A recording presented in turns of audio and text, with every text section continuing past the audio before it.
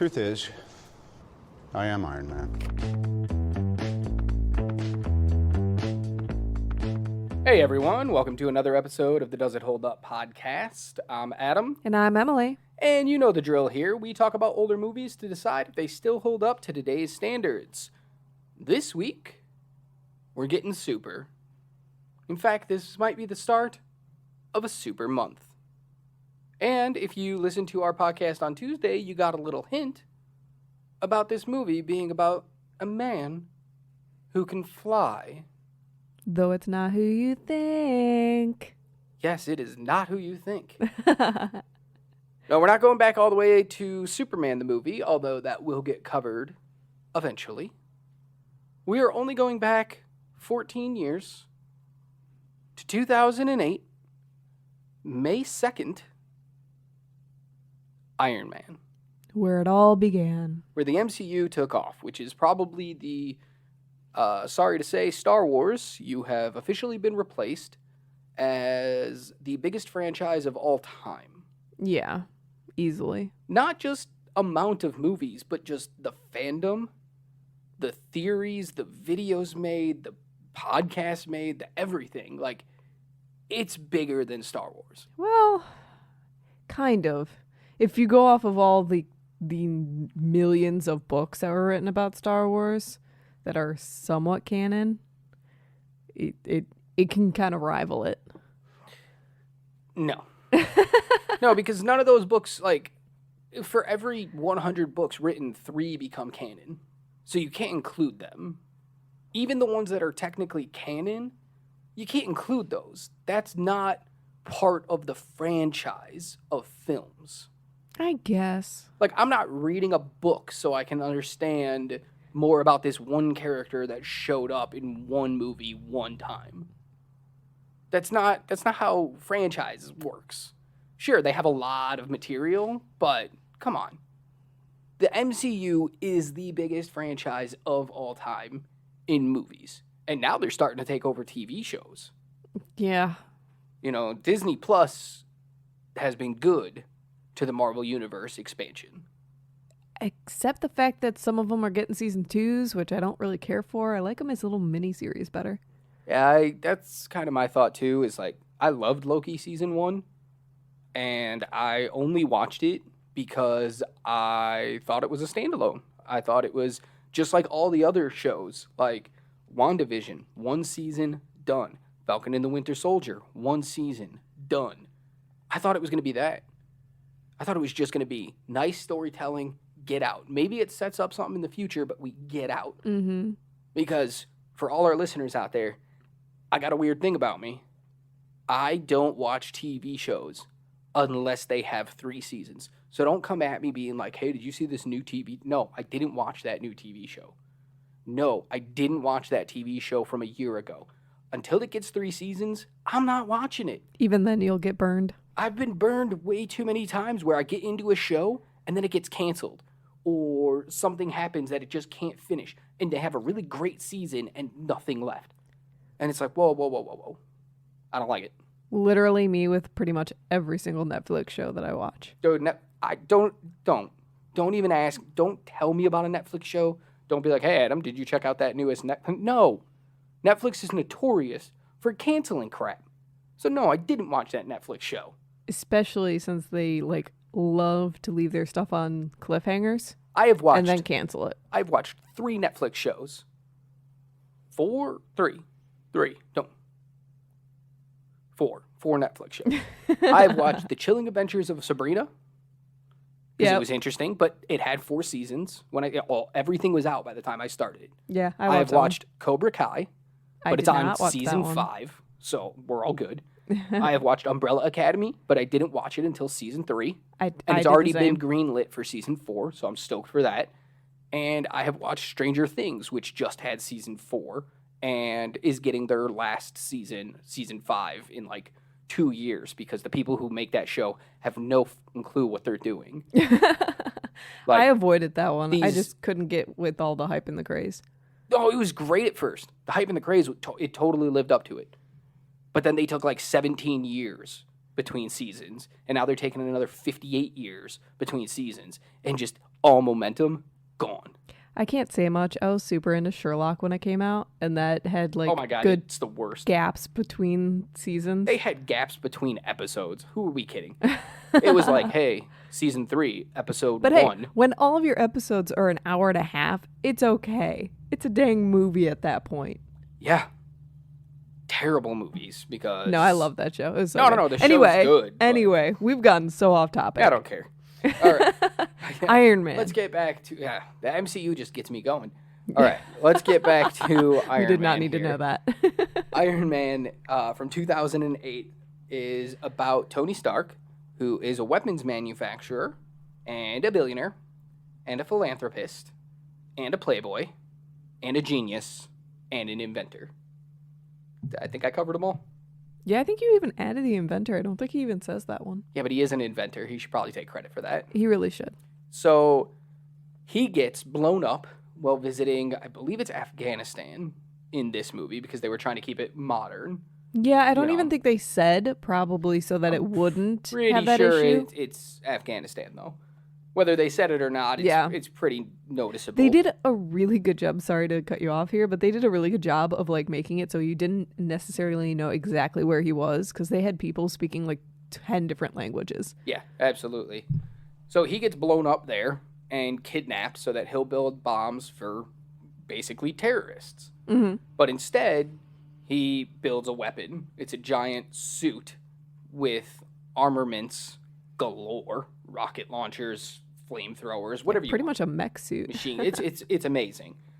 And it's all powered by a little arc reactor that he has to wear in his chest because when he got blown up, there was shrapnel shoved into his chest, fighting its way to his heart. So this little arc reactor basically works as like a little magnet that pulls the shrapnel back and stops it from getting to his heart because he can't remove it for some reason. Well, I guess because he's in the middle of a cave at this point. So after he escapes the cave, he gets home and changes his entire billion-dollar industry and says, I'm no longer making weapons. And then he starts to get into work on an advanced version of the suit from the cave.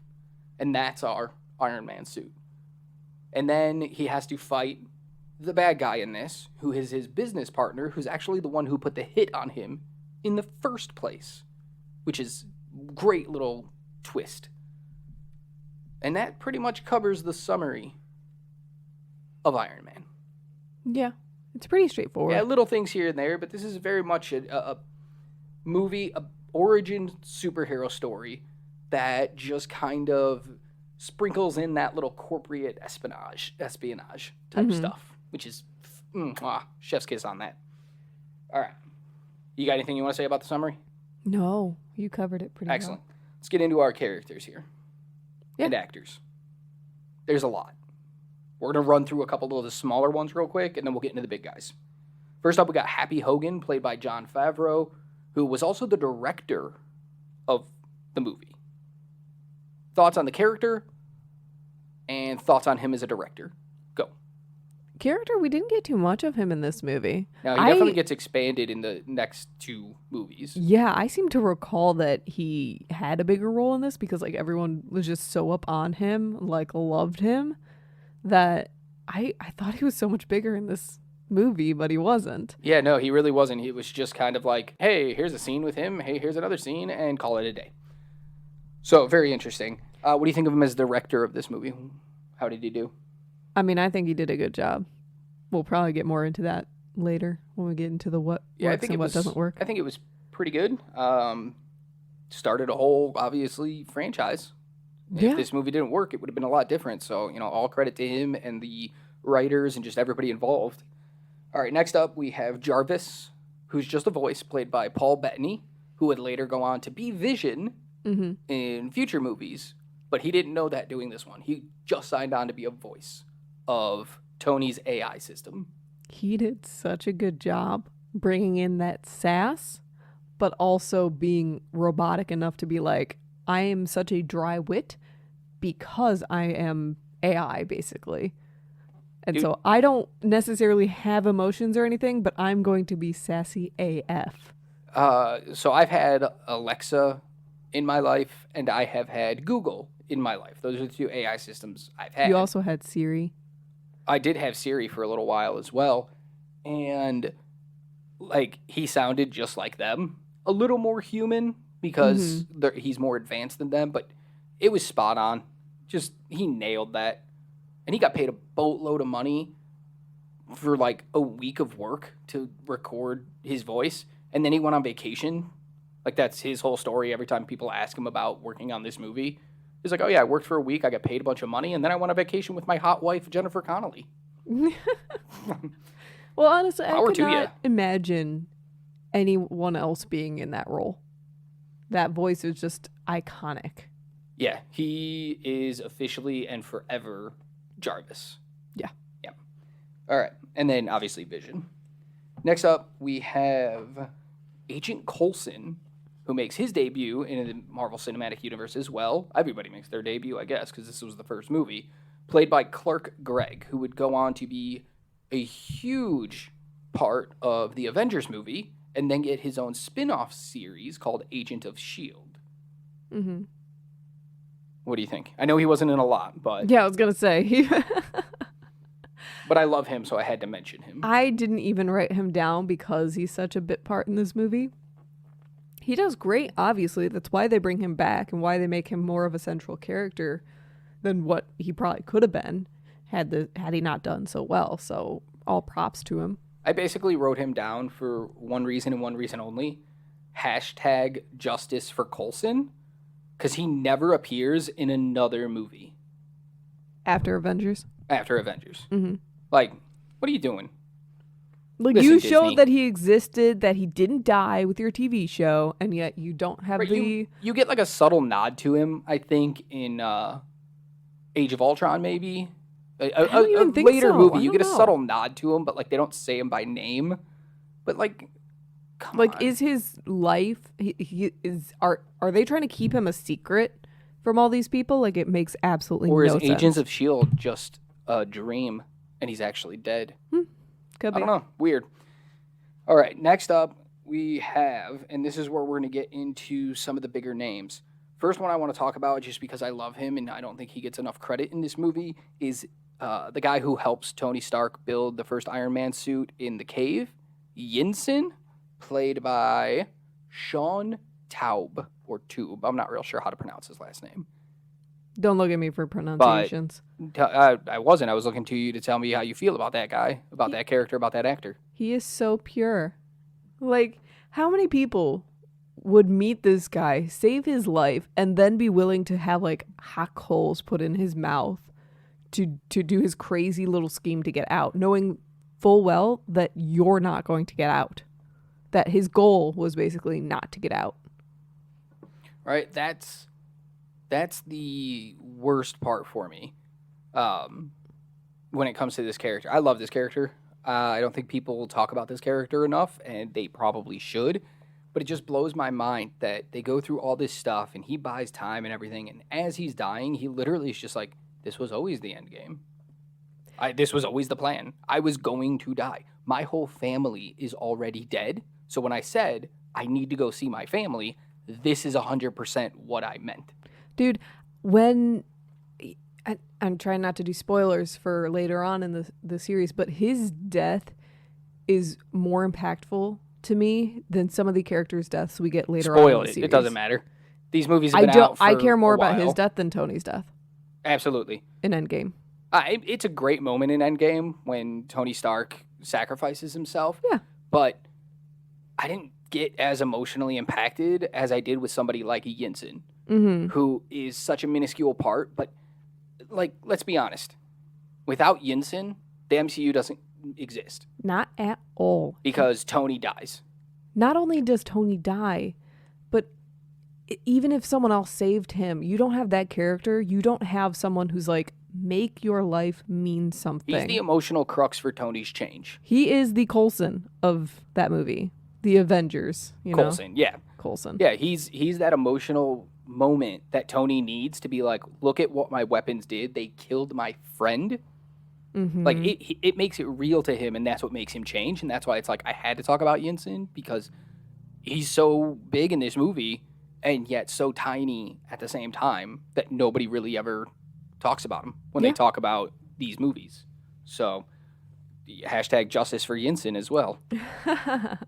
Next up, real quick, James Rhodes, played by Terrence Howard, who gets replaced in the next movie by Don Cheadle.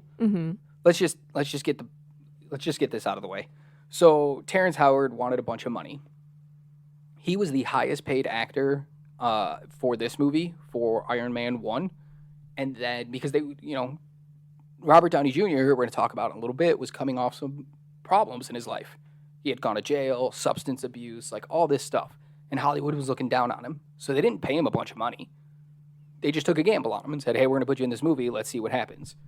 But Terrence Howard was coming off like Hustle and Flow, I think, was out shortly before this or right around this. Like Empire was starting. Like he was a big commodity. He got paid a bunch of money. Then in the second movie, Robert Downey Jr. got a raise. So Terrence Howard was like, I should also get a raise. You guys told me I'd get a raise if the first movie did well. But Disney and Marvel were like, hey, Marvel at the time, Disney hadn't bought them out yet, I don't think. No, they did. By Iron Man 2, Disney did buy them. Said, hey, listen, we took all the money and we gave it to Robert Downey Jr. because he's the star of the movie, so you'll have to take it up with him. And Terrence Howard was like, F that guy. And Disney was like, cool, F you, and fired him. And they replaced him with Don Cheadle. Let's just admit, Don Cheadle's way better in this role. I like Terrence Howard. I think he was fine in this movie. I didn't. I didn't think he was great in this movie. I honestly thought he was boring in one note. He almost felt like he was in a different film altogether. Well, that's because, he's a high-ranking officer in the military. He's not exactly a jovial person. Like, what did you expect from him? You wanted him to crack jokes, put on a wig, throw some makeup on, be a clown? Okay, so I guess I'm, how to put it, spoiled with the Don Cheadle version and his kind of chemistry with RDJ. Yeah, but don't look at those. We're looking at the one movie. I understand that, but I kind of can't, because now looking at this movie, I'm like, they have no chemistry. It looks like they have more tension than friendship in their relationship. So it didn't look like friendship to me. I was like, why is this person like his go-to guy when he's almost the antithesis of what Tony is? Which is exactly what they build upon in the later movies. But you can't blame this character that's the writers. You're looking at it like, I didn't like that character because the writers wrote him bad. Sure, you can look at that, but like, as the acting, as Terrence Howard, and that character, you can't sit here and go, that was bad. I didn't like it. Oh, man, okay. Well, that's a shame for you. I thought he was fine. He was serviceable. I don't think he was, like, great. I don't think he was a super standout, but at the same time, it was like, man, I would have loved to see what he could do if only he could have got his ego in check. But I'm glad we got Don Cheadle, because I'm a big Don Cheadle fan, and he got that big role that he needed. All right, next up we have Pepper Potts, played by Gwyneth Paltrow. I'll start this one. Okay. I don't like Gwyneth Paltrow. I've never met her, but I've read a lot of articles about her. I know about her whole like business and whatever other things she's got going on. She also named her kid Apple, and that just bothers me to no end. I don't know why. I don't know why celebrities do such odd names. But I've never really liked her as an actress either. It's just kind of like, she's always boring for me. I think she definitely grows a little as Pepper Potts as the movies go on, but I think this is the bulk of where she does the most work in every movie, in any movie she's in. This is the movie she does the most work. And it's just kind of so for me. She falls flat. Like, there's a few little moments where I'm like, that's really good. Like when Tony gets off the plane after being rescued, the smile she gives, I really enjoy that. But then when like she's talking, I'm just like, whatever. Just fast forward. Skip. See, now this is where I have the opposite opinion again. I thought she did it very well, like having to be subtle about her emotions, but also still like displaying all of them, like as if she couldn't actually hold them down. And it also kind of makes me understand why they put more of her in the future films. Sans like a few of them that I think was like backstage issues kept her out of movies. But for me, she plays like she feels like Tony's equal in this movie, even though she's just his assistant at this point. She feels like, okay, yeah, this would be the woman to tame Tony. And by tame, I put that in quotes. I mean, she feels like an assistant this entire movie. I guess I read more into it than you really, did. well, because so here's always the problem of covering the first movie in a franchise where you've seen pretty much every movie in this franchise. It's really hard to separate what you know is coming versus what you're currently watching. So I think sometimes a lot of your stuff is like, hey, subconsciously I know where her character goes, so I'm reading into this and going, oh yeah, she's so good. Look at what she did. Because I know what's going to happen next. I think people just do that. Like, it's impossible not to do that. And yet you see her as this bland nothing of an I don't think assistant. she's great in any of the other movies either. I think making her a crucial point in Iron Man 3 was a terrible mistake. It's my least favorite thing about Iron Man 3. And there's not a lot to like about that I love movie. Iron Man 3. Let's not get into that.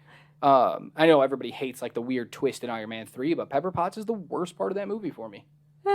Her getting weird extremis powers.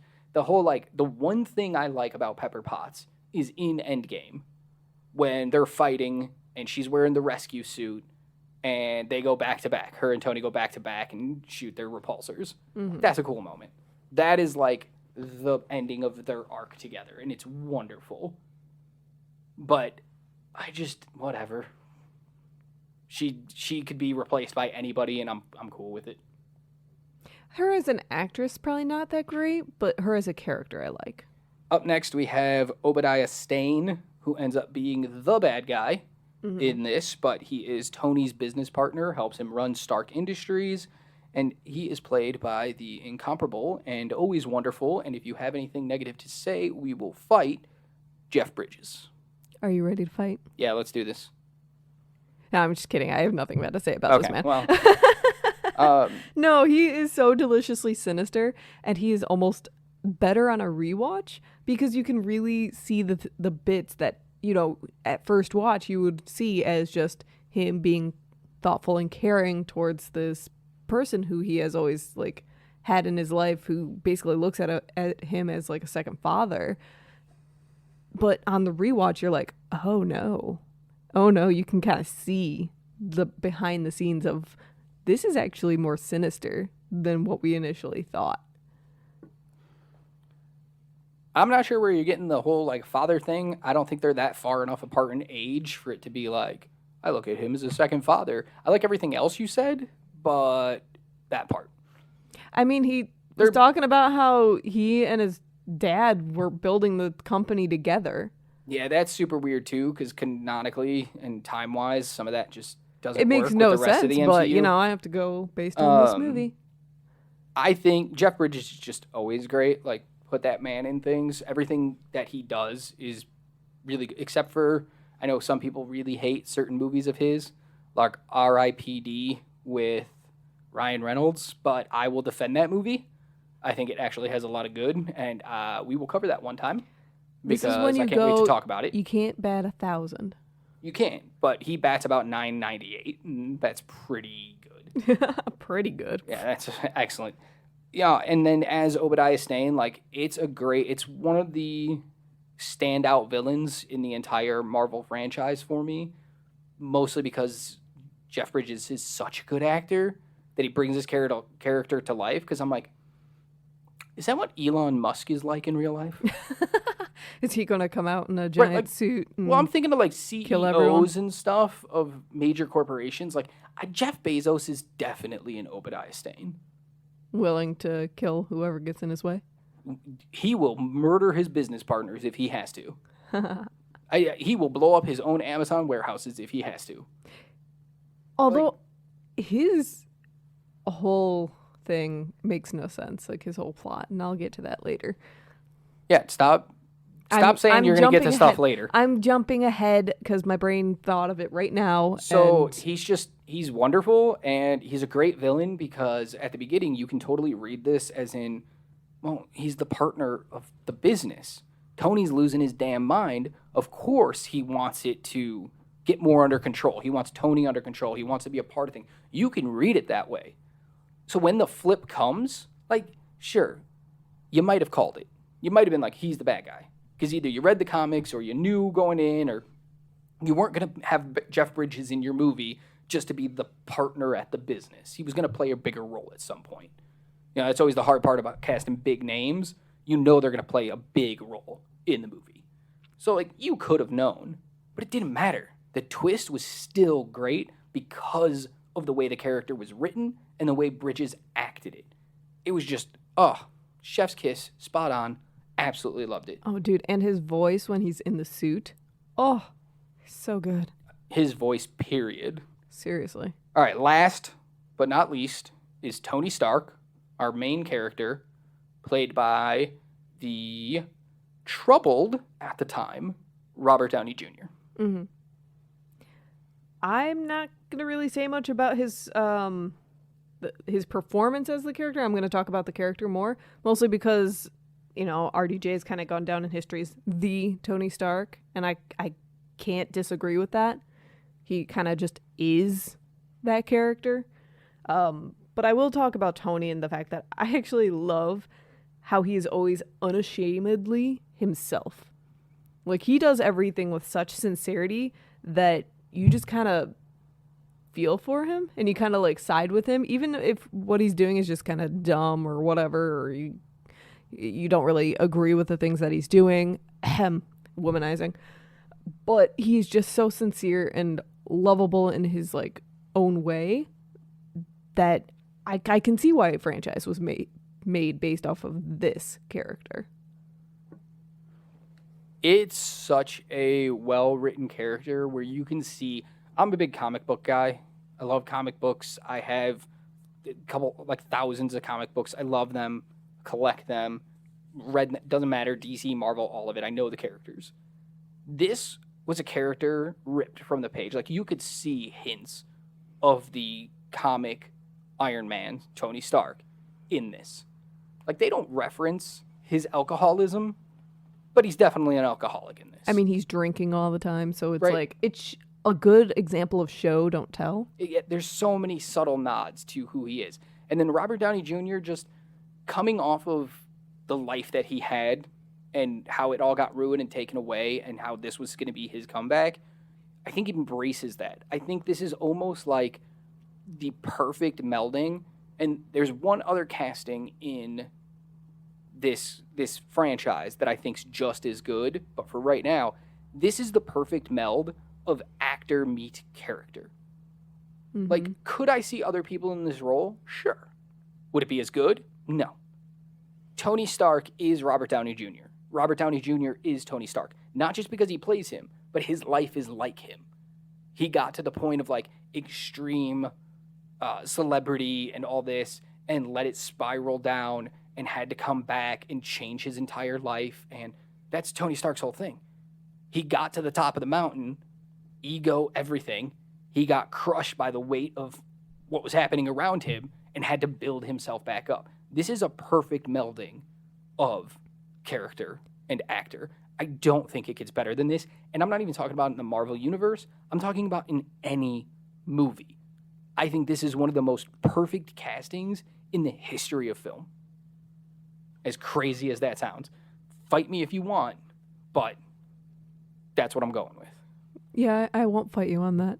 I actually appreciate that he put a lot more into this role than even is shown in this movie, to where it's like you can kind of see where this character is going to end up in the future installments in just this movie. You can see where he's heading. Like, this is a very flawed character. Always has been, always will be, basically. In trying to correct his one flaw, he tends to go too far in the extreme of another.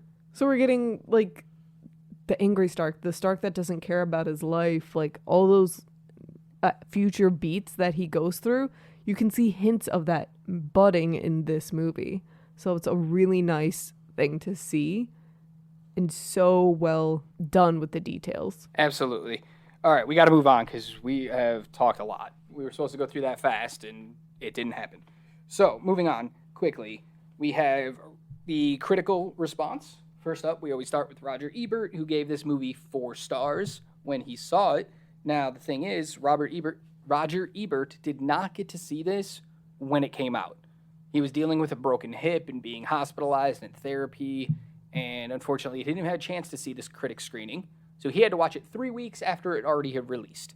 And he had been hearing things and probably slightly tainted by other people's reviews that he followed. Hopefully that didn't affect his rating, but he did give it 4 stars. So Pretty good for a superhero movie. that's a perfect movie in his eyes. Here is the quote from him. A lot of big budget FX epics seem to abandon their stories with half an hour to go and just throw effects at the audience. This one has a plot so ingenious it continues to function no matter how loud the impacts, how enormous the explosions. It's an inspiration to provide Tony with that heart-saving device. He's vulnerable, not simply because Obadiah might destroy him, but because he might simply run out of juice. And if that's not an encapsulation of this entire movie, I don't know what is. Where it's just, there's this weird ticking clock on the entire movie that they don't really reference, but you know it's there, and where it goes, and how they get there. It's just great. Current Rotten Tomatoes critic score is 94%. I think that's right in line where I'd think it would be. Yeah. Audience score is 91%. Really? Yeah, I'm a little shocked by that. I thought it'd be a little bit higher, probably tied with the critics around 94, 95 is where I would expect it to be. So I'm a little shocked at it being so low at 91. Yeah, that seems almost review bombed at that point. Well, I'm wondering if people have gone back after seeing where the whole franchise has gone and maybe dinged this movie because of what happened in Iron Man 2 and 3 and other movies. You know, it can skew a little bit. We've had this conversation where you can watch a sequel to a movie and it kind of ruins the first movie a little bit because of how bad it is. That constantly happens, actually. So I'm just wondering if maybe that's part of this. Could be. All right, and then throwing in a new score here.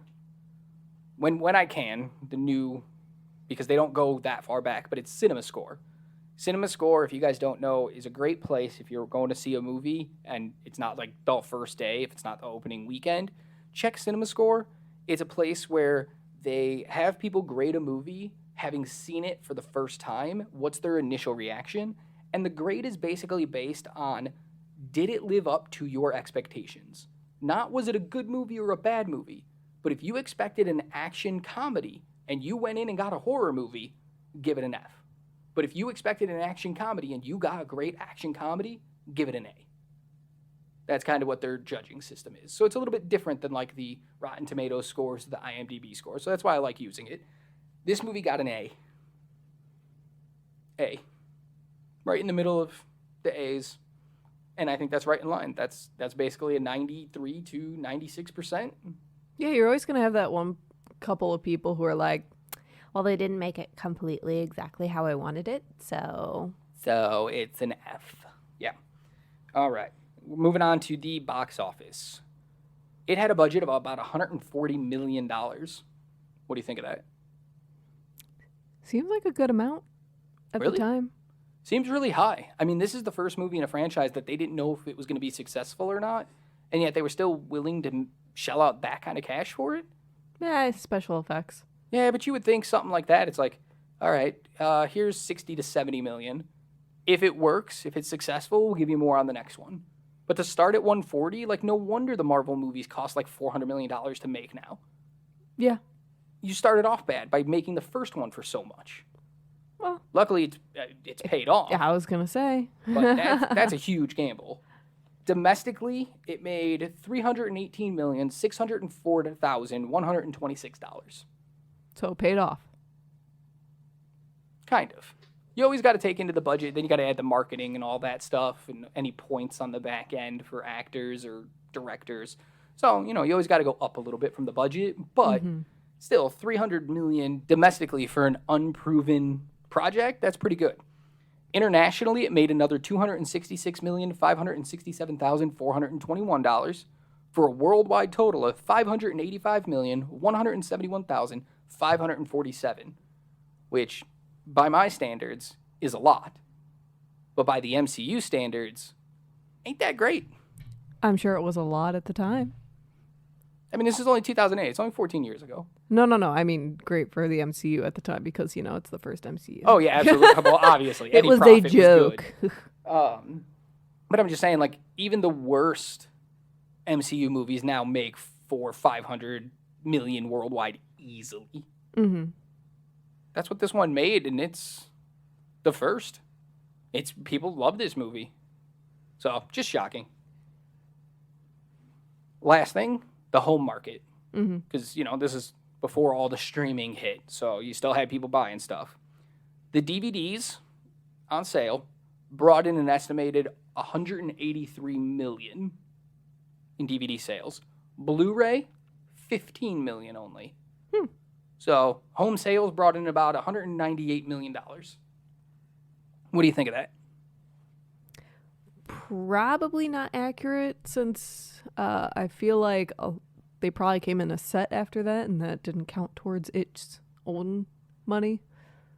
So like they bundled some of the movies together and that's how people got it because like everyone owns this movie. Well, yeah, but I mean, think about it. 183 million in DVD sales? Yeah. Like even if they bundled it, pretty much everybody had bought it already at that point. They were just buying the bundle to have the better version. Yeah, have the better version or whatever. But 183 million when you're thinking like what, DVDs cost $20 when they were brand new? Right? I think so. Roughly? Yeah, I don't know. That's a ton of units to sell to get up to $198 million. Well, yeah, everyone had to own it. Exactly. I saw it. It was just weird for you to say, like, that's a little lower than you expected. That's a lot.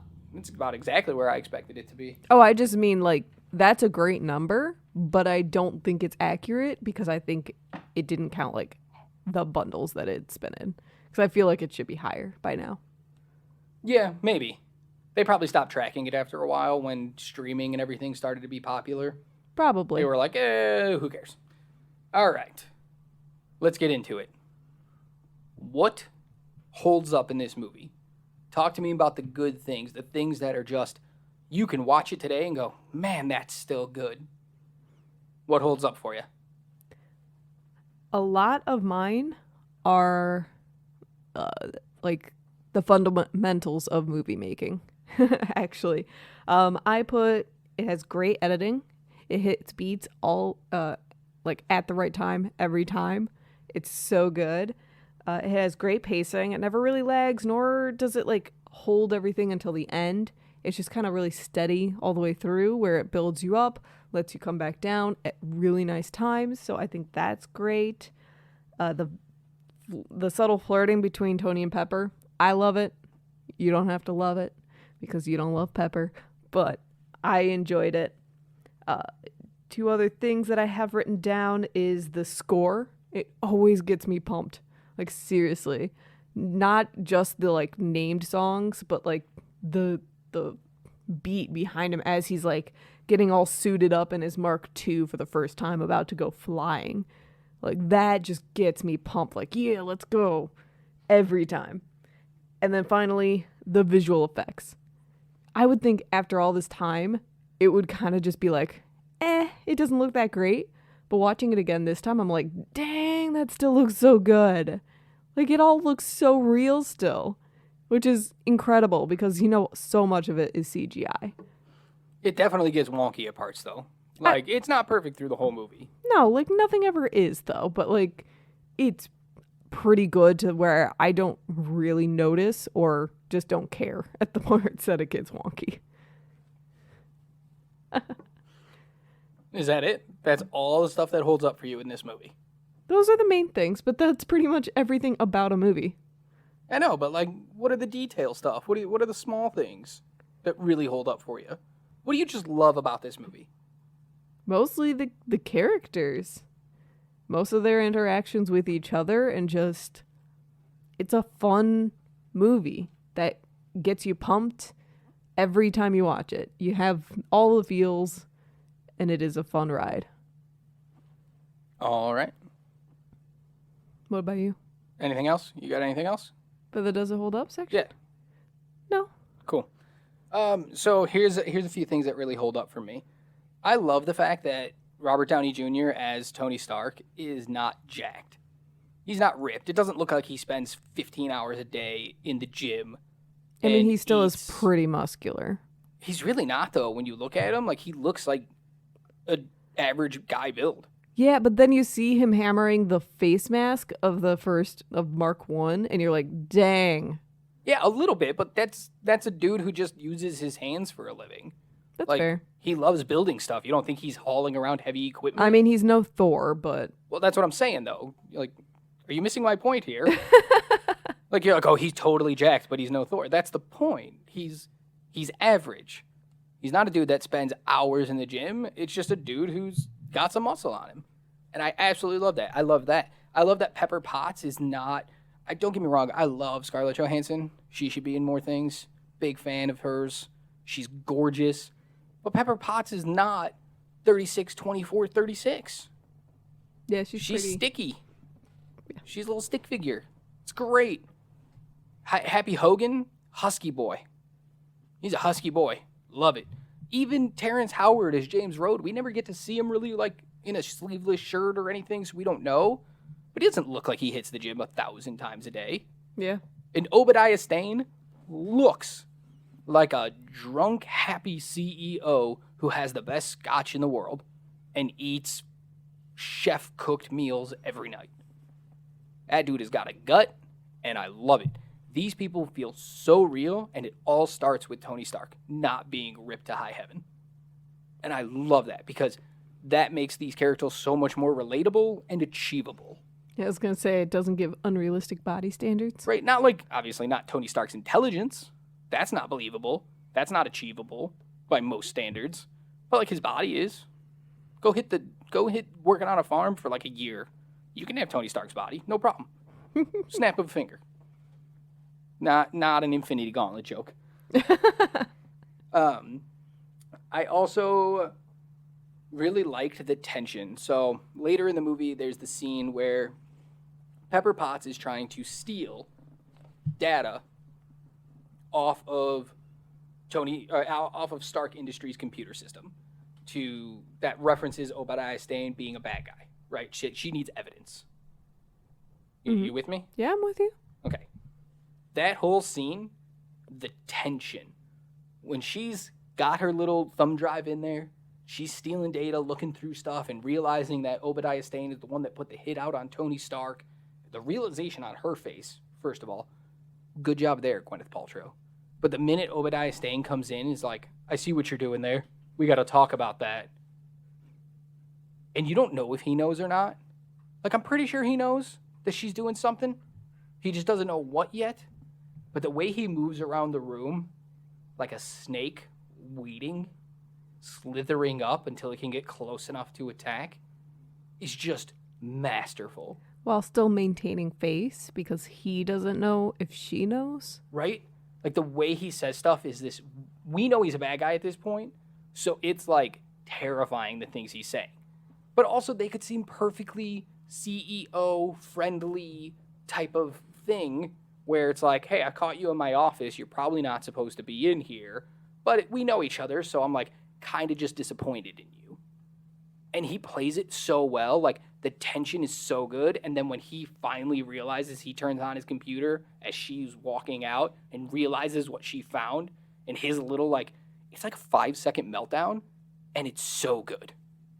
It was Like, a very good moment. That whole scene, just pump it into my veins. Hook it up with an IV and just let it play. I love it. Love that moment. Holds up so well for me. Another thing that holds up really well for me is Tony Stark's not perfect. Like, not just Tony Stark. Iron Man's not perfect. Because this is his first time in the suit.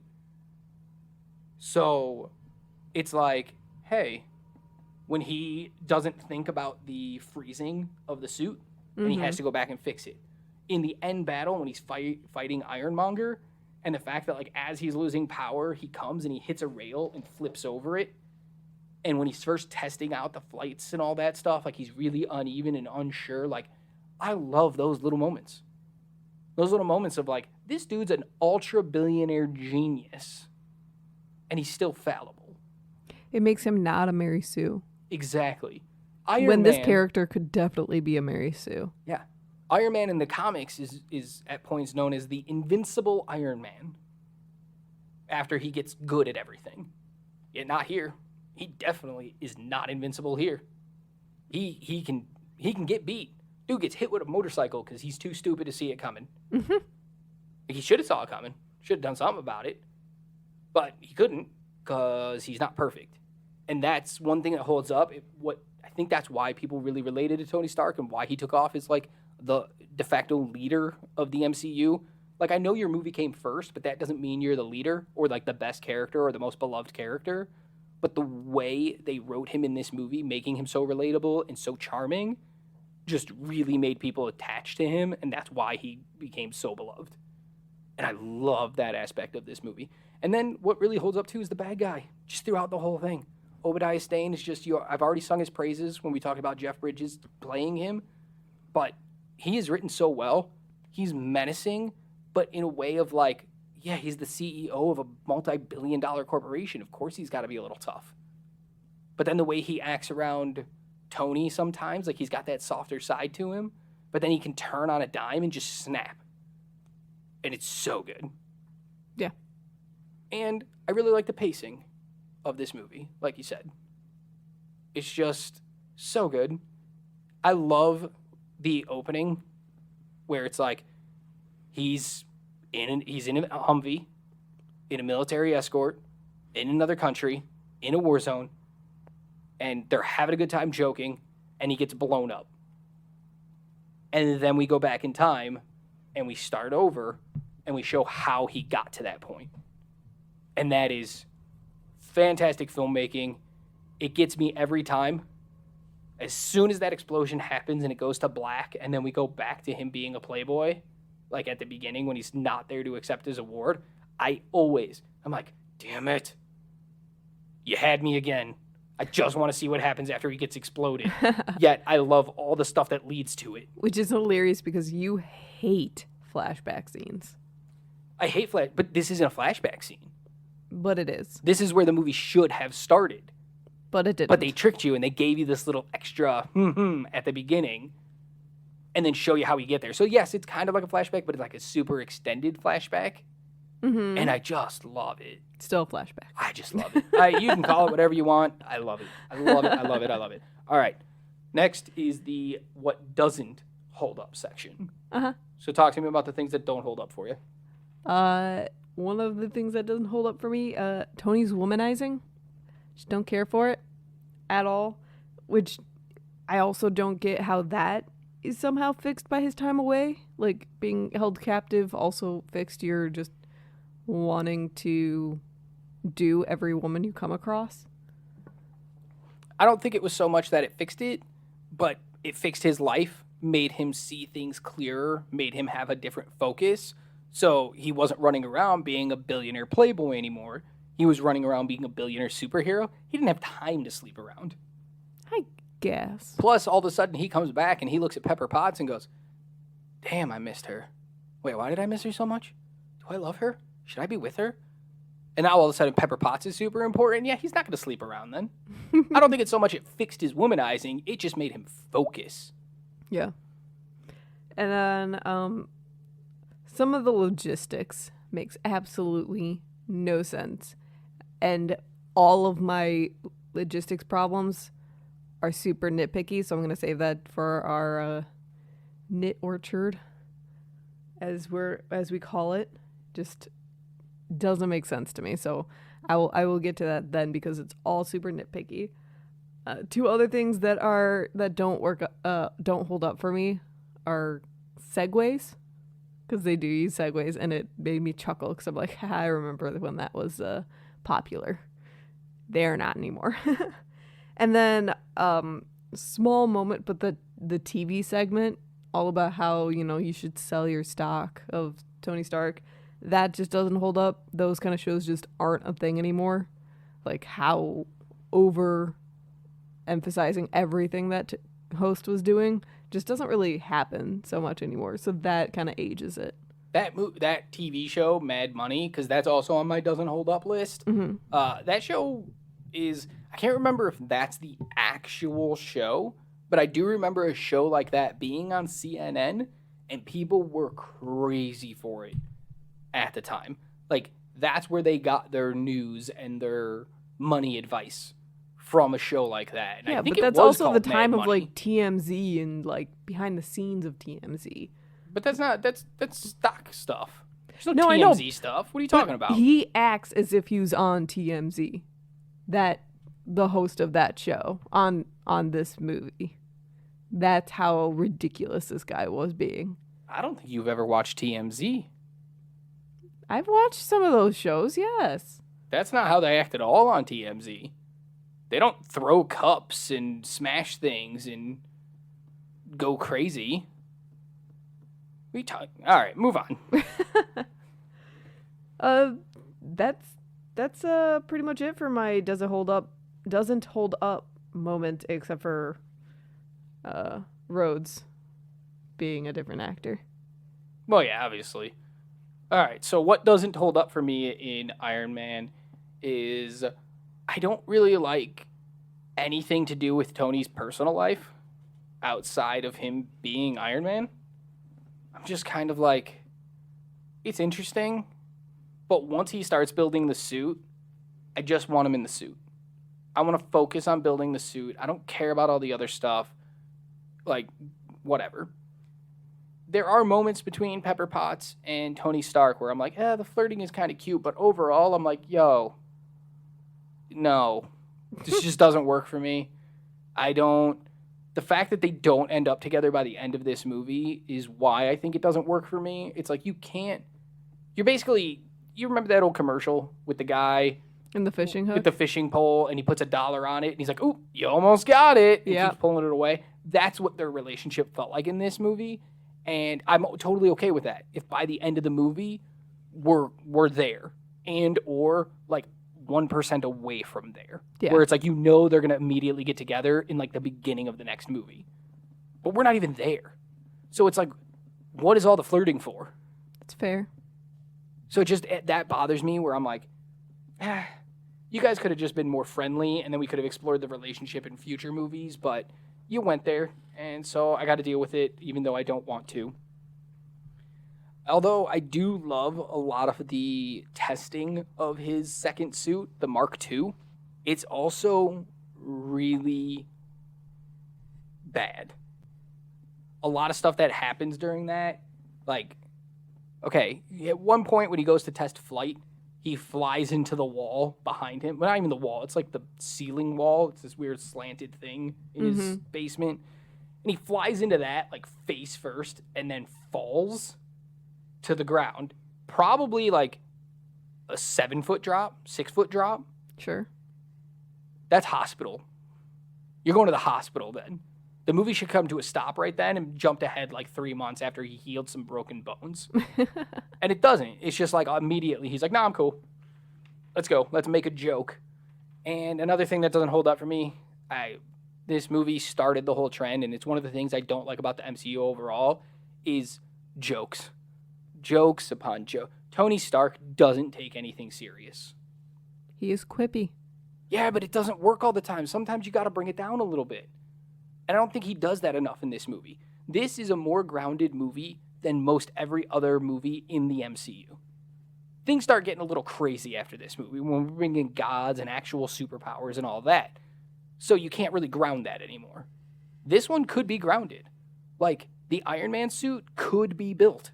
In fact, like, one of the Mythbusters, I don't remember which one, says that he built a suit or something, cost a lot of money, or like he designed the suit and like figured out all the logistics to do it, and it would cost a lot of money, but it's possible. Like, it's possible to become Iron Man. And yet, this movie, because he's so quippy and so out of reality sometimes, it takes away from that groundedness. Does it make sense? It does. You're kind of looking at me like that doesn't make sense. It makes sense. I just don't agree. Really? Yeah. What do you mean? Like, tell me. I think this plot is so heavy that you needed something that was that light in the movie. You needed his quips to kind of keep it at a central balance, because otherwise it gets dark quick. I guess. Just my other issue is like, dude, you just went through this harrowing experience of nearly losing your life and being held hostage for 3 months. And the first thing you do when you come back is make a joke about how you want a cheeseburger? Sarcasm is a coping mechanism. Absolutely. I completely understand that. It's just weird sometimes. It's a little off-putting for me. And I'm sure it's off-putting for some other people, too. I mean, to be fair, he's probably also just putting on a bravado for people. You would think that until we get to the next scene where he's at the press conference and he starts getting really somber with everybody, being like, I never said bye to my dad. And I would have asked him all these questions about the company and what he did. And it's like, so why did you make a quip about wanting a cheeseburger in front of the two people that are the closest to you? Because he might actually want a cheeseburger. But then you get in front of like strangers and you're all like, all right, guys, can we be serious for a second? I just think sometimes he was a little up and down. It didn't always, what he was doing didn't always fit the scene. That's all. That's fair. That's all. All right. You got anything else that doesn't hold up? Nothing major. All right. So, she already referenced it, but we have a new little section here. And basically, we are going to the Knit Orchard. Yes, the Knit Orchard. And that's basically because we're going to be getting nitpicky and picking some knits. And where do you pick stuff? At an orchard. It makes sense in my head. If it doesn't make sense to you guys, let us know on Twitter. We're funny. I'm punny. All right, guys? I'm punny. So, we're going to the Knit Orchard. So, give me some knits that you picked. That first suit that he made was so unrealistic in the fact that it should not have been as bulletproof as it ended up being. Like, there's giant holes for his eyes. Like, there's giant gaps that he should have probably been shot and killed. That's only if you have good aim with the gun. Yeah, but how much gunfire was going at him, you'd be surprised, I feel like, on just accidentally hitting that. Talk to some veterans about being in a war zone and having bullets fly everywhere and you don't get hit. And you don't even have armor. It's possible. I know, it's just I get it. Unlikely. I know, you're picking knits. I'm picking knits. But I'm arguing back a little bit. All right, what's your next one? How was Rhodey on the copter that found Tony? Like, how is that even, like, logistically possible? Because Rhodes was over there, probably looking for Tony, or at least helping in the search. And as soon as they found him, he probably said, I'm going, and got on the chopper and went. But they didn't, unless, like, you're telling me that they found him on, like, satellites. I think they found him on a satellite. Okay. Because knowing his exact location to land like that doesn't really seem like it was just flying over and they happened to see a body and went, hey, maybe that's him. I think they found him and Rhodey went to go get him. Okay, because that's just my opinion. So I completely understand why it's a nitpick for you. Mm-hmm. But that's just my opinion. Another one of mine is Tony should have died on his icing incident during his first flight. There would have been no oxygen for him. Like, he should have died. He would not have been in the right mindset to be able to... Or at least passed out. That's what I mean. He'd have been passed out. He wouldn't have been able to open up the thing to break the ice. He would have fallen to the ground and died. Basically, my nitpicks are he should have died in this movie. Like, 1,000,000 times over. Okay, so we should... If you guys follow us on any of our socials, we should figure out how to have a movie night with you guys all. We should watch this movie, and I will just say out loud every time Tony Stark should probably die, because it's more than you think. It's been a running joke of watching movies where you just say, and dead, to when someone should have died in a movie. Or been very seriously injured. Yeah. And it never happens, but it should. Seriously, it should. Those are my main nitpicks. How about you? All right, I got 3 little nitpicks. They are so minuscule, but let's go through them. Okay. One of mine is Tony should have died. Okay? But I'm talking about a different time. Okay. After he escapes the cave, Uh-huh. he flies off in the Mark 1 suit. Yeah. And then it loses power and he crashes. Uh-huh. And the suit, when we see him on the ground, the suit is scattered everywhere. Yeah. And he's half buried in sand. Yeah. And then he gets up and walks away. Yeah. Dude, you just fell. I don't give a crap that your suit is made of iron or some kind of metal or whatever. You just fell like 100+ feet and are half buried in sand. How did you even get out of the sand? You ever been buried in sand? You know how hard that is? It is so hard. That man is dead. Seriously. He did not survive that first crash. The rest of this movie is fake Uh-huh. and his lucid dream, well, he is dying in the desert. Don't take away my imagine if. All right. My next one is an unpowered suit. I'm right there with you with the icing. So when the icing happens, when he's taking his first test flight in his new suit, he gets all iced up going into the atmosphere. And then the suit gets powered down because of it, and he's falling to Earth. But he's kicking his legs and arms and flailing all about. You know how heavy that suit would be? That man is not moving that stuff without power. The whole point is that he can move the suit because it's powered. Because it's an assisted piston system that helps him move. Once the suit's powered down, that is way too heavy for that man to be kicking and flailing around like he's a little kid throwing a tantrum. Well, that could be explained away kind of by like the air messing with it. That is that man kicking. It does I'm not just look saying. like air. I'm just saying. If it was air, they would have just went straight up. But that man is flailing everywhere. Just bothers me. Every time I see that scene, I'm like, dude, no. I mean, he has the weightless feeling, you know? It's all weightless because he's falling to the earth. No. My last nit that I picked is when Obadiah Stane paralyzes him and rips out his heart. Mm-hmm. And he has to go to the basement to get a new heart. Yeah. First of all, how'd you get to the basement? Yeah. We just gloss over that? Did you just roll down the stairs? Well, no, Did he you went wait in for an the elevator. Yeah, he went in an How'd elevator. you reach the buttons? He was kind of walking at that point. Mm-hmm. Yeah, I don't know. Then he's on the ground, and he's crawling past his car trying to get to this heart. And he comes across a little roller. It's one of those, like, I don't even know what they're called, but it's a little board that you lay on to, like, roll underneath cars when you're doing work. Mm-hmm. And he just pushes it out of the way. Like, that could really help you, dude. And continues crawling. Dude, get on that thing and roll your ass over there. You get there a lot faster, and then when you can't reach up to get it, you can use that roller thing to hit the table or whatever and knock it off. Yeah. Why are you just pushing it out? Why was that there? Like, if he's not going to use it, just don't put it in the scene. Come on. Yeah. Come on, Jon Favreau. You're better than that. All right, that's all my nitpicks. Awesome.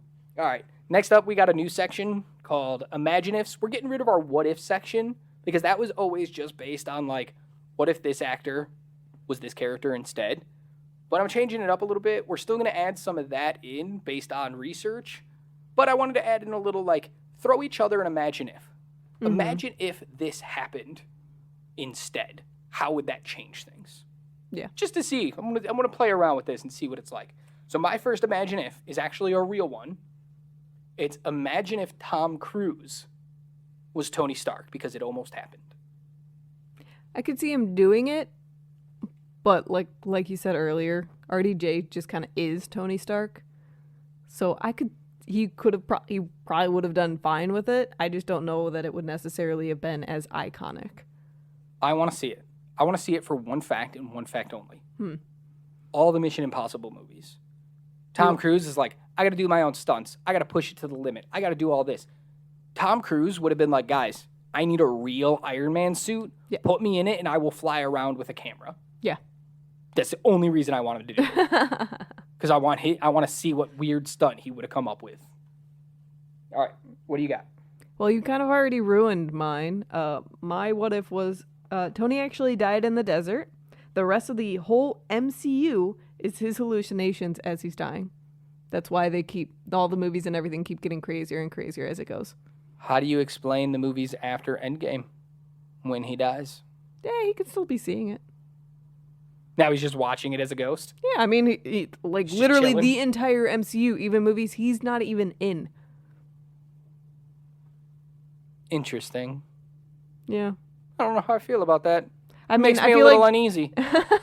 I feel like that's always one of the theories is someone's dead and the entire movie was just his hallucination. So I took it a step further and said, what if the entire MCU is a hallucination? But then at some point you have to zoom in on a dog who has like really shifty eyes just to let you know something's amiss. Yeah, there's just a top that keeps spinning. Yeah. Cobb from Inception just shows up and he's like, ooh, my bad, wrong dream, and walks out. Exactly. All right. Here's my other imagine if. Okay. Imagine if Iron Man the movie failed at the box office and there is no MCU. Imagine the landscape of film today without Iron Man working. Mm-hmm. I think we probably would have gone back to like Westerns. You think so? We would have had like a Western Renaissance or something like that. You needed something to like keep it going forward, and obviously, you know, like vampires had their run, zombies had their run, like Do you think DC kind of claims that crown? Do you think they come in with like 2008 was the same year Batman Begins comes out? Mm-hmm. The new Batman movie that was everybody loved that trilogy. Do you think DC, because there's no Marvel to fight against, do you think they jump on that and make the DC universe and No. it takes off? No, because I think they still would have been just as like all over the place as they kind of are now. Like it feels like they only really brought up the DCU because they saw how MCU was succeeding and were like, ah, crap, How we should probably do profitable that. it could be? Yeah. Yeah. I think they would have kept going with their animated movies, which are fabulous, by the way. My one last question about if it failed. Mm-hmm. Do you think movies, like we're getting a new Avatar movie this year, Avatar The Way of the Water. James Cameron hasn't made a movie, I think, since Avatar. Yeah.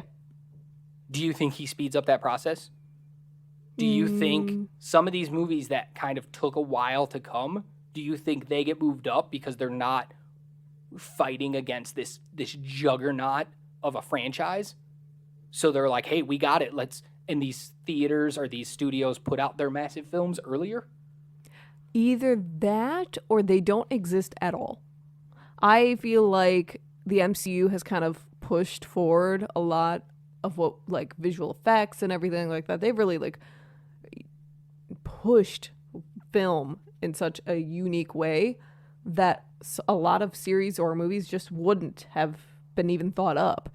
Although I will say that I think Star Wars probably would have had like its 19th movie by now. Right. So we got the first Star Wars after the prequels, and I think 2015 is when The Force Awakens comes out.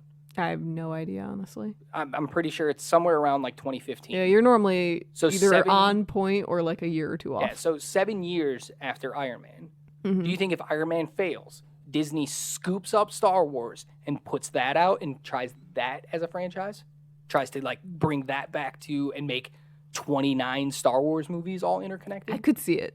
I Okay. could see it, honestly. That's all I got. You got any more imagine ifs? No. All right, I got one more then. Okay. So we just talked about RDJ and how he's kind of quippy and everything like that. Mm-hmm. But everybody else around him is kind of a straight man. Yeah. Nobody else really has jokes. Usually that doesn't happen. You always get in movies the one-upsmanship, right? Like you had a fun joke, I gotta overact this part, or I gotta beat you. I gotta stand out. Sure. So imagine if every other actor in this movie tried to be on RDJ's level with the wit and the quickness. I don't even have to imagine that. That's pretty much all the Avengers movies after the first one. That's like every single MCU movie now is everyone trying to one-ups the next person with their quips. So I don't even have to imagine it. I've seen it. It's terrible. And then the movie Stop it. fails. Just stop it. I'm looking at you, Thor. And then the Marvel Cinematic Universe doesn't exist because this movie fails because everybody hates all the quips. Yes. Man, okay. Either that or they like it for this one, but it gets old really quick. Right, like it took a while to get old because it wasn't happening as frequent as it does in every single movie now. Yeah. Like, if you guys watch She-Hulk, the newest Disney Plus MCU show, Mm-hmm. that was literally a one-upsmanship game. It was that every side character had to one-up our main character, who had to one-up themselves episode to episode, and by the end, it was just like, stop it. Yeah. It's like beating a dead horse. It's already dead. Move on. Yeah. Okay. That was it. That's all I had for the Imaginifs. Just some fun things for you to think about. If you guys out there listening think about this stuff and have answers to, or want to weigh in on what these Imaginifs are, you can hit us up on the socials, especially Twitter. Does It Hold Up 13? That's a great place to interact with us. If we start getting more interaction on that platform, we might end up starting our own Discord where you guys can come join us and talk to us live and chat about all this good stuff. All right, moving on. New section again. What's your hot take with this movie? What's your controversial hot take about Iron Man? My hot take is that there's no way that Tony isn't prosecuted for everything that he does in this film. And that his suit is taken away and the rest of the MCU doesn't really exist. Damn. Yeah. He really should have gotten in a lot of trouble for everything that happens in this movie. Damn. Yeah. You went there. I went there. Damn. Yeah. That's all I got. I don't know how to follow up with that. I mean, like, there's no way that those Sokovia Accords don't happen way earlier. I mean, I know they try to take him to court in the second movie, but, like, he should have won. Yeah, they should have won against him. Like, he kills people in that suit. Oh, yeah, so much damage. Like, who paid for that? Did he pay for that? No idea. Like, he admits he's Iron Man at the end. I'm surprised they didn't come to him and just the city started suing him for all the property damage. Every single thing and all the people that died or were seriously injured. You know what? I don't even know if that's as controversial as you might think it is. I think most people would probably agree with you. Dude should have been prosecuted for being Iron Man. Yeah. Here's my hot take. Ready? Yeah. The Marvel Cinematic Universe peaked with this movie. Oof. It peaked. Nah, I'll disagree. 100% Marvel downhill from here. It has ups. It definitely has ups. Like the first Avengers in 2012 is an up. I was going to say the first Avenger. Infinity War and Endgame as a duo is an up. But this is the mountaintop. This is the peak for the MCU. I disagree. This is the perfect origin story where it's not so origin focused that we lose track of other things. They don't spend too much time doing bullshit. Acting's good across the board. Storytelling's good across the board. Everything about this movie works for the most part. Well, I think the best thing about this movie is that it wasn't trying to be interconnecting with everything else. Ding, ding, ding, ding, ding, ding, ding. Yep. It didn't feel like it needed to connect to 7 other movies and 3 TV shows. and set up things that aren't going to even happen for the next 20 movies. Yep. So that's my hot take. I can The kind of see it, MCU but I peaked. don't agree. With their very first movie, they peaked. Premature box office. I can't wait for the hate that you're going to get for that. Oh, that's fine. All right. Normally we have questions here. You got questions? I have 2. I have 0. So hit me with your questions. All right. First question is, why doesn't Tony get surgery when he gets back to remove the shrapnel? Tony's an idiot. For being a genius, he's an idiot. Like, obviously they can do it. They do it in one of the future films. Iron Man 3. So. But why? here's the thing. Iron Man 3 is years later. Maybe the technology and the surgical procedure wasn't existent at the time. Maybe they had to get there. I know, weird take, but, I'm trying to defend it a little bit. Yeah. Good question. Next. My other question is just how did he not die? Like, that is the question of the movie. How does he not die in, like, the 17 different times in which his life Well, according was to on your the line? Imagine If, he did die. I think we're he watching did. a fever dream. I think he did. Because there is no way this man, this human, this average guy that you said in this movie survives half of the things that happen to him physically. Because, yes, he is not average mentally, but he is average physically, and he should have died in like 16 different ways. 5,000 times. Yeah. Like every 5 seconds, it's just dead. In like very unique ways. Yeah. Yeah, I don't have anything for that. That is an unanswerable question. How did he not die? I got nothing. Like, the rest of the movies make sense because he has the better armor or whatever, but still. If you guys have an idea of how he didn't die, let us know. I'm dying to know. Like, I need the fan theory, 30-minute YouTube video Here's the thing. Here, on I got every instance of what exactly happened that he didn't die. Let's make it. We'll put it out. We'll make it. All right. No, come follow us on YouTube. We put out some good content. That won't be one of them. No, because I don't think it exists. No, I don't think we it's can possible. make it. We can make it. I know. I just I'm say not I gonna, don't think it's but possible. we could. Yeah, that's definitely unanswerable, but I want to know everybody's theory on why, but I'm going to give you a theory on why Okay. he didn't die. Tony Stark has super soldier serum in him, and he just doesn't know it. That's the intelligence. His dad worked on the super soldier serum. He's got some of it, injected it into his kid as a safety precaution. That's where the intelligence and everything comes from. We're getting some more imaginatives because then it could also be that he is friends with the Watcher. As in Hugh. Yeah, but that's a little ways out, where mine's a little more grounded. Mine's a little more plausible that his dad could have actually done that. Him being friends with a dude who lives on the moon, who watches over everything's a little out there. He could have been changing things. You don't know. I'm just saying. You don't know. But I'm just saying that's my theory. Maybe he has a little. And I'm not talking about full dose, like he's Captain America. I'm just talking about he got a little bit. He got a little taste of it. They dripped 3 drops into his bottle as a baby. It's like Hercules. 3 drops. 3 drops. All right. All right. Moving on. Last section we got before we go into final thoughts. The awards. Yeah. You guys love the awards. You guys hate the awards. I don't know, but we're going to keep doing them. They exist. They exist. All right. First award that I have is the most replayable scene. Mm-hmm. What do you got? I know you kind of bashed on the scene, but it is the building and testing of the Mark II for me. But that's not a scene. That's 20 minutes of the movie. That's a sequence. Which that is a scene. It's a replayable scene, not a sequence. It's What's him the most replayable scene?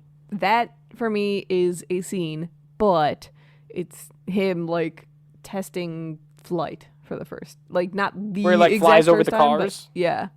Okay, that's a scene. You can't just say the entire testing. I mean, That's more than I one think scene. I can. I'm making the rules now. False. I think I can. I made the rules about the awards. You can't break them. Who are you, Tony Stark? You think you can just break the rules? Yes. They don't exist. That's it. We're going to court. Suing you for damages. I'm outside the law. All right. My most replayable scene is, and I'm going to break my own rule right here, because it's 2 scenes back to back. Uh-huh. Killing the terrorists, fighting the F-22s, the Raptors. That feels like a whole sequence too. That's a scene. Him fighting the things is a scene. Mm-hmm. You can pick any of them. Actually, my most replayable moment of all of that I just said is where the Raptors are flying and they've lost him. And then the one Raptor goes to turn and he's attached to the belly of the jet. Gets me every time. I love it. Great visual. CGI's on point there. And just makes me laugh because it's funny, but it's also so plausible because he doesn't want to fight. And where else can you hide in the sky? Yeah. There's nowhere to hide. It's not like he's going to go hang out behind a cloud. Though totally implausible, I don't think he'd been able to grab onto the plane like that, but yeah. Well, he could, but he would have had to damage the plane. But that's why as soon as he rolls, he just starts sliding off immediately because he doesn't actually have a grip. He's just attached to it in a way that his propulsion is matching their propulsion so he can stay there. And he's kind of stabilizing himself with touch. I really like the moment that he goes into the nosedive to make the other guys open up. That's a great moment as well. So that's my most replayable thing. If he's in the dogfight with the Raptors, I'm done. I'm watching the rest of the movie from here on out. All right. Cool? Cool. All right. The what award for the weirdest line or the weirdest line read? Yes. Give it to me. The Tony Stark built this in a cave moment from Obadiah Stane. Oh, I love that moment. It is just so, like, it makes sense in the scene, but it also doesn't because it's so out of nowhere and it's so extreme. But it works, and it's just ridiculous every time. It gets me every time. That it's like, it's so good, but it's so, like, he snaps on a dime where it's just like, we're having a conversation. Did you just say you can't do something? So, like, I totally get it. So, yeah. My what award goes to Iron Man being caught by Pepper Potts taking off the suit. Let's face it, this is not the worst thing you've caught me doing. Yeah. It is an awkward line with really awkward innuendo. Mm-hmm. I'm just like, who thought that was a good idea? It makes me chuckle every time. And the way he reads it is like, he has so much personality and character in the rest of the movie, and that line comes across just so flat. He probably was like, flat. I don't care about this line either, so just gonna throw it out there. The part that gets me about that moment all the time has nothing to do with the actors or that terrible line read. It has to do with all the machines stopping and also looking at Pepper Potts like they got caught doing something. Cracks me up every time. Every time. It's a terrible line read, so that gets my what award. Mm-hmm. Do you have a scientist award? I don't have one. I don't either. Okay, good. Skip. All right, so we're going to go into the 2 new awards for this movie and maybe some movies going forward. It's the Stanley Tucci Award. And if you guys don't know, I love Stanley Tucci. Huge Part fan. of the Tucci Part gang. of the Tucci gang. If you guys don't know that, go watch the SNL skit, Tucci Gang. It's hilarious. But I always forget Stanley Tucci's in movies. All of a sudden, I see Stanley Tucci or somebody points him out, and they're like, hey, did you know Stanley Tucci's in this movie? And I'm like, who? Who is he? He just gets lost in the roles. And I He completely blends forget. in so well to every role that he does that you just don't see him. Because there's a lot of actors out there that you immediately think of the actor Brad Pitt is always Brad Pitt. before you think of the character. But Stanley Tucci, he's a great actor, and this award is not about acting skill. It's about the idea that you forgot that person was in the movie. So it's the Stanley Tucci Award. I have 2 of them. Well, good, because I don't have one. Perfect. So first up, I have Peter Billingsley. You probably don't recognize the name. No. Most people probably don't recognize the name. But if you've ever seen the movie A Christmas Story, which every year they play for 24 hours on like TBS, great Christmas movie. I've avoided it. A Christmas Story, great Christmas movie. He's the lead character. He's Ralphie. Okay. And he plays the scientist that Obadiah Stane yells at, who then appears again in Spider-Man Far From Home as the same character.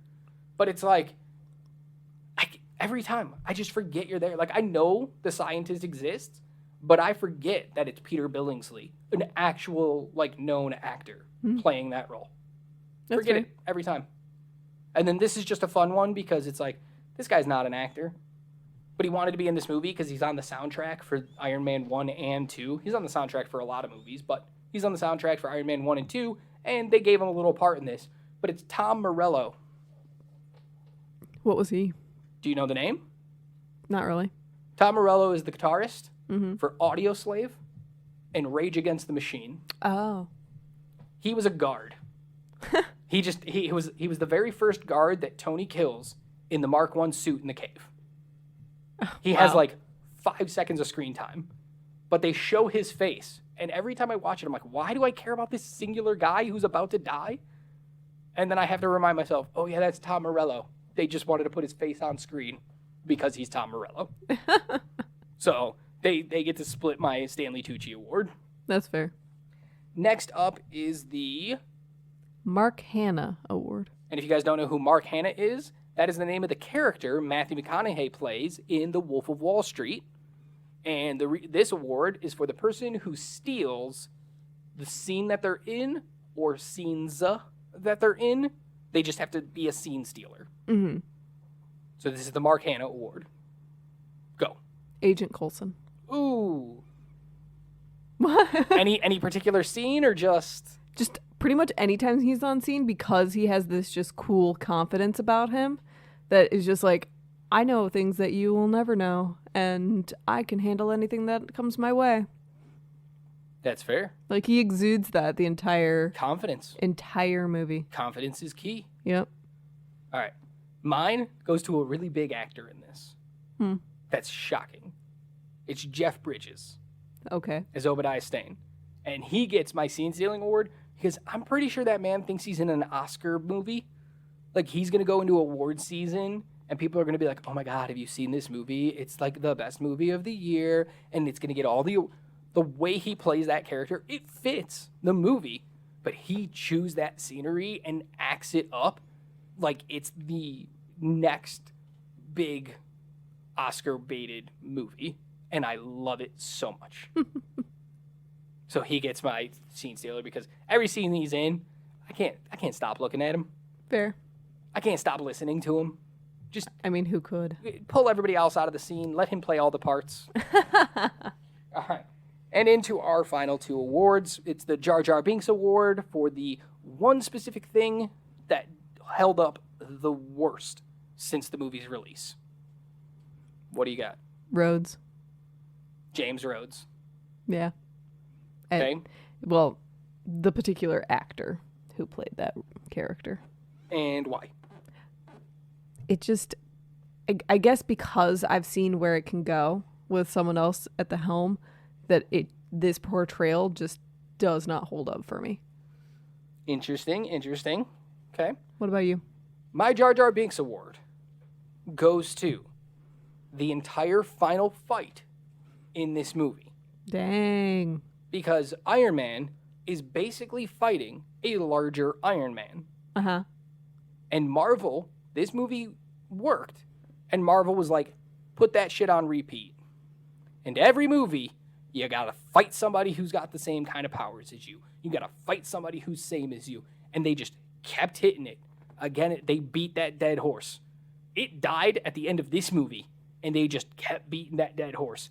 And every time I see it, I'm just like, so this is where it all started. This is who we have to blame. And I hate it. Hate it so much. I mean, Thor didn't have to go against another Asgardian. He had to go against a machine. He had to go against Loki.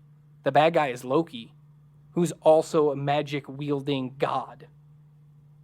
The machine is just another obstacle in the way. Mm-hmm. But the actual bad guy is Loki. All I'm saying, the same on But it's same not even doesn't just really that bother movie. me so much. It's more so like, if you had something that was like super out of the blue, it wouldn't seem to work as well. I don't even care that, like, it could be Jeff Bridges, it could be anything. But why does he have to build an Iron Man suit? Why does he have to build a bigger, badder Iron Man suit? I mean, doesn't that happen in the comics? Yes, but you didn't have to do it here. This is not the comics. I guess. And it's not so much that they did it here. I hate that they did it here, but they did it. And it's not just, it's DC does it. Everybody does it. They always have to fight somebody who's the same. Look at the Mission Impossible Fallout, right? Not even connected to comic books.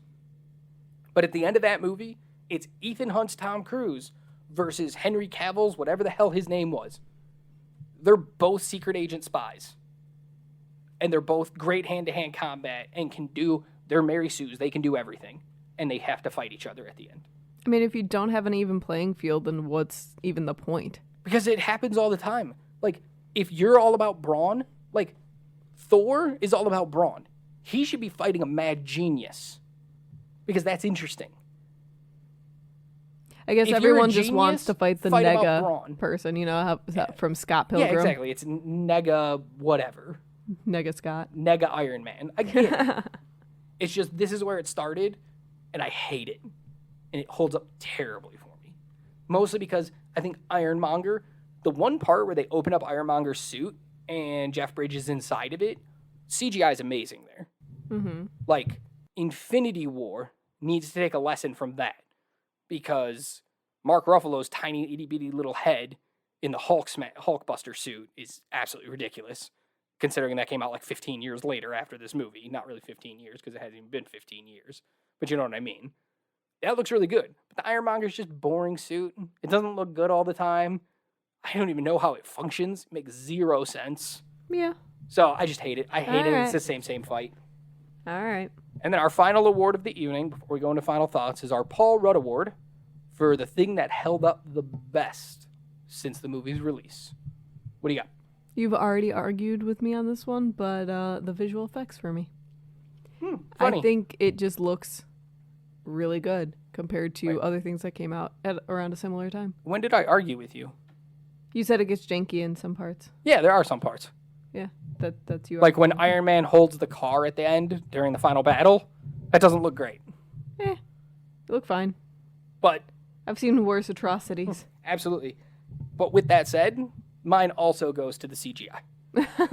The suit in particular, because when he shows up to kill all the terrorists, that's a real suit. Like, you can't tell me otherwise. Yeah. When he's flying against the Raptors, that's a real suit. You can't tell me otherwise.